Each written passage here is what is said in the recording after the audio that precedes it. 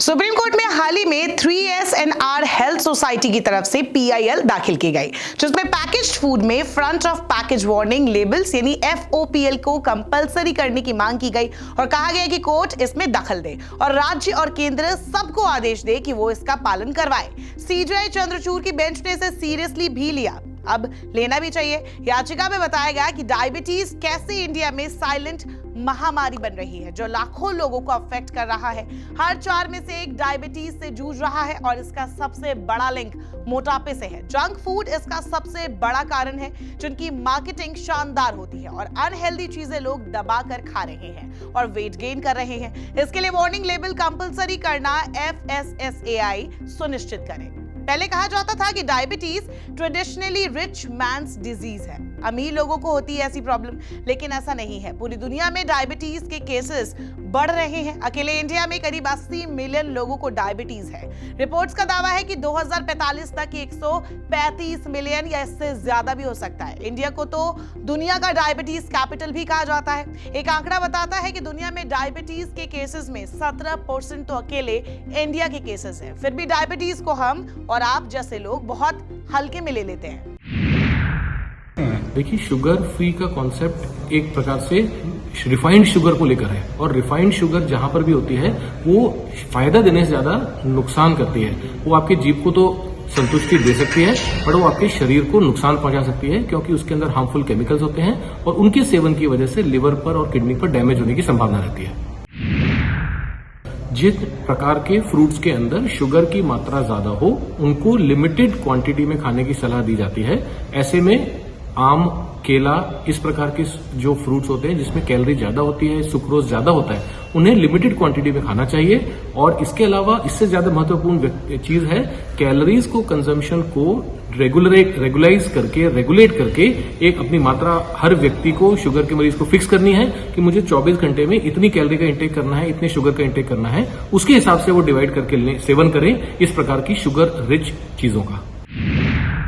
देखिए, शरीर के अंदर जो शुगर के मरीज होते हैं उनके अंदर वैसे ही मेटाबॉलिक सिंड्रोम चलने की वजह से शरीर के अलग अलग अंगों पर प्रभाव पड़ता है, क्योंकि खून को जो ले जाने वाली नलियां होती हैं डायबिटीज की वजह से उन पर प्रभाव पड़ता है, जिसकी वजह से शरीर के हर अंग पर प्रभाव पड़ता है। ऐसे में यदि आप एक और टॉक्सिन अपने शरीर में ऐड करते हैं, चाहे वो स्मोकिंग के कार्सिनोजेंस के फॉर्मेट में हो, कार्बन मोनोऑक्साइड के फॉर्मेट में हो या फिर अल्कोहल के फॉर्मेट में हो, यह सारे के सारे कार्सिनोजेंस जो ऑलरेडी डायबिटीज की वजह से अलग अलग अंगों पर प्रभाव पड़ा है, उन प्रभाव के असर को गहरा कर सकती है और ज्यादा नुकसान पहुंचा सकती है। तो जिन व्यक्तियों को शुगर है, डायबिटीज है, वो अपनी शुगर को कंट्रोल में तो रखें ही सही, और इसके अलावा इस प्रकार के घातक वस्तुओं के सेवन से जरूर बचें।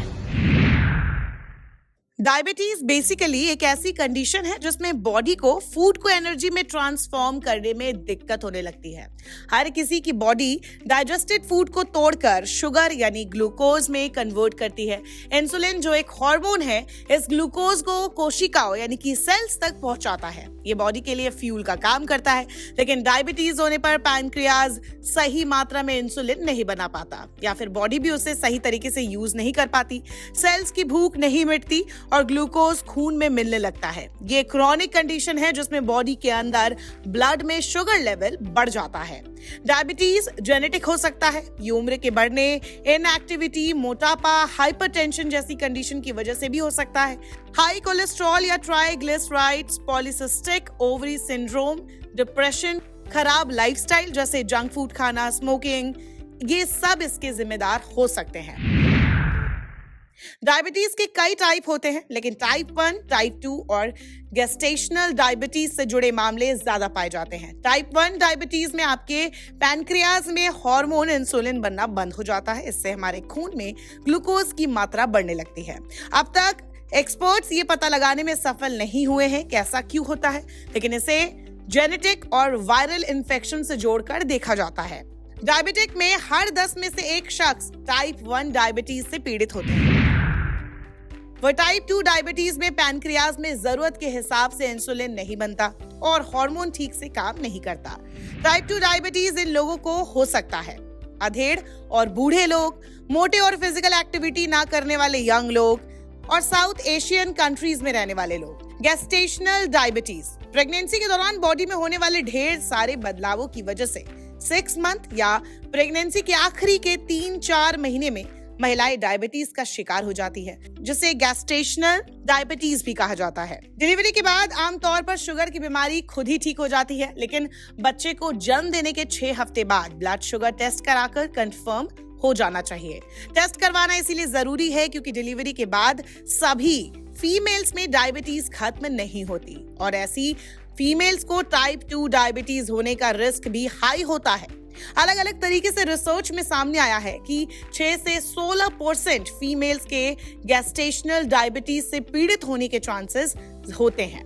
मोनोजेनिक डायबिटीज ये सिंगल जीन म्यूटेशन के कारण होता है, ये रेयर है और 6 महीने से नीचे के बच्चों में हो तो NDM कहते हैं। वही 25 साल से कम के अडल्ट्स को हो तो इसे MODY कहेंगे, यानी कि MODY maturity onset diabetes of the young. लोगों में आमतौर पर जीन्स की 2 कॉपीज होती है, ये उन्हें उनके पेरेंट्स से मिलते हैं। जीन्स सेल्स में प्रोटीन्स बनाने के लिए एक तरह से इंस्ट्रूमेंट्स होते हैं, लेकिन अगर इनमें म्यूटेशन शुरू होता है मतलब चेंजेस, तो प्रोटीन ढंग से फंक्शन नहीं कर पाएगा, जिससे इंसुलिन बनाने और रेगुलेट करने की एबिलिटी पर असर पड़ेगा।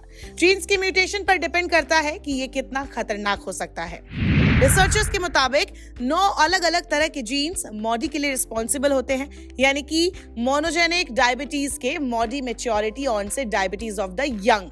अफ्रीकन अमेरिकन, हिस्पैनिक और एशियन अमेरिकन पॉपुलेशन में इसका रिस्क हाई होता है। अब बात करते हैं सेकेंडरी डायबिटीज की। ये मेडिकल कंडीशन के बाद होती है, जैसे पैनक्रियाटिक डिजीज, दवाई हो गई या फिर हार्मोनल डिसऑर्डर्स हो गए।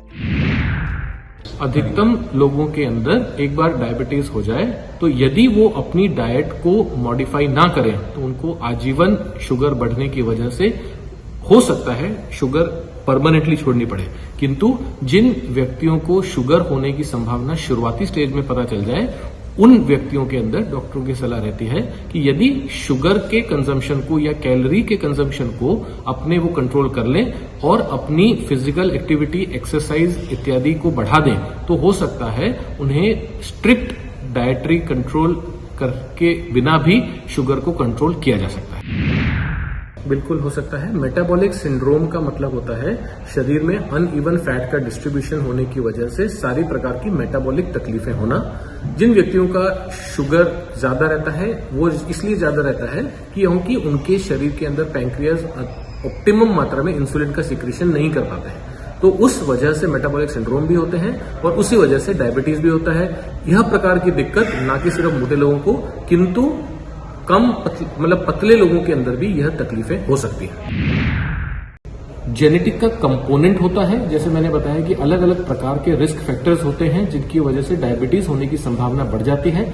उसके अंदर एक रिस्क फैक्टर जेनेटिक कंट्रीब्यूशन होता है। जैसे मैंने बताया कि अगर 5 व्यक्ति हैं, हर व्यक्ति सेम लाइफस्टाइल को फॉलो करेगा तो उसमें से ये जरूरी नहीं है कि 5 को डायबिटीज हो जाएगा, किंतु उस समय पर जेनेटिक्स का रोल आता है, क्योंकि जेनेटिक्स डिसाइड करेगी किसे डायबिटीज होगा और किसे नहीं। अब बात करते हैं डायबिटीज के कॉमन सिम्टम्स की, जैसे कि प्यास बढ़ जाती है, फ्रीक्वेंट यूरिनेशन, खासकर कि रात में बार बार वॉशरूम की और जाना, बिना कुछ किए वेट लॉस होना। ऐसा तब होता है जब बॉडी मसल और फैट को एनर्जी के लिए ब्रेक डाउन करे। थका हुआ महसूस करना, यानी कि कुछ ना करने के बाद भी आप थके हुए लगते हैं, या फिर आपने बहुत अच्छे से रेस्ट किया है फिर भी आप थका हुआ महसूस कर रहे हैं। ब्लरी विजन एक्सपीरियंस करना, ऐसा तब होता है जब हाई ब्लड शुगर लेवल्स आपकी आंखों की लेंस पर अफेक्ट करने लगता है। कट लगने पर या इन्फेक्शन होने पर देरी से हील होना, यानी कि हीलिंग जो एबिलिटी होती है वो वीक हो जाती है। मुंह में अक्सर छाले होना, हमेशा भूखा सा महसूस करना, ऐसा होता है क्योंकि बॉडी फूड में से शुगर को सही से इस्तेमाल नहीं कर पाता है। स्क्रीन पर डार्क पैचेस दिखना, इन काले धब्बों को एक्एंथोसिस नाइग्रिकन्स कहा जाता है। यह आमतौर पर एक संकेत है कि आपकी बॉडी एक्स्ट्रा इंसुलिन बना रही है जिसका यूज भी नहीं हो रहा है, तो इंसुलिन बिल्डअप होता है। एज अ रिजल्ट आपकी बॉडी पर डार्क पैचेस दिखने लगते हैं, इसे हम इंसुलिन रेजिस्टेंस कहते हैं। डायबिटीज गंभीर बीमारियों को बढ़ावा भी देता है।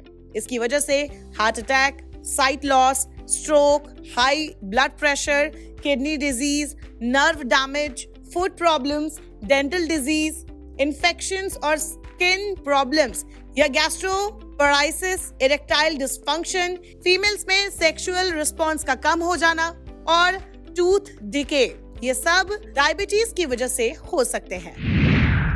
आप अपने खून में ग्लूकोज की क्वांटिटी को कंट्रोल करके खुद को डायबिटीज से बचा सकते हैं। बैलेंस डाइट और एक्सरसाइज करके आप इसे मैनेज कर सकते हैं या बुरी कंडीशन की स्टेज तक जाने से बच सकते हैं। प्रोसेस्ड फूड और ड्रिंक्स का इस्तेमाल बंद कर दीजिए। अगर डायबिटीज नहीं भी है तो इसे जितना हो सके अवॉइड करिए। डायबिटिक है या इससे बचना चाहते हैं तो जंक फूड वगैरह से दूर रहने की कोशिश जरूर करें। वंस इन अ वाइल चलता है पर हमेशा नहीं। साथ ही आप अपनी रोजाना की डाइट में वेजिटेबल्स, फ्रूट्स, फलियां और साबुत अनाज को ऐड कर सकते हैं। इसके साथ ही साथ सेहतमंद तेल, बादाम और अगर आप फिश खाते हैं तो सार्डाइन, सैल्मन और मैकेरल जैसी फिशेस को अपने डाइट में ऐड कर सकते हैं क्योंकि इनमें ओमेगा 3 तेल की क्वांटिटी बहुत ज्यादा होती है। रूटीन गैप पर खाना जरूरी होता है और जब पेट भरा हो तो कुछ भी नहीं खाना चाहिए। एक्सरसाइज भी करें। ब्लड शुगर लेवल को कम इससे किया जा सकता है।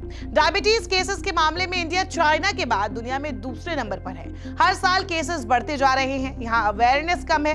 हेल्थ केयर सेक्टर इतना स्ट्रॉन्ग नहीं है। लाइफस्टाइल तो हमें पता ही है। सोचिए, इंसुलिन की खोज के 100 साल बाद भी लाखों लोग इस तक पहुंच नहीं पाए हैं। डायबिटीज को हल्के में जो लोग लेते हैं उन्हें इसके रिस्क के बारे में पता नहीं होता। ऐसे में अगर आपको ये वीडियो काम का लगा हो तो इसे शेयर करें और ज्यादा से ज्यादा लोगों को अवेयर करें।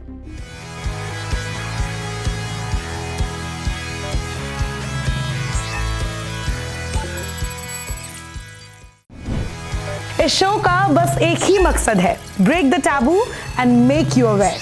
इसलिए अगर आपको हमारा ये वीडियो अच्छा लगा हो तो इसे लाइक करें और अगर आपके मन में कोई भी सवाल है तो हमारी मेल ID n24such@gmail.com पर सेंड करें।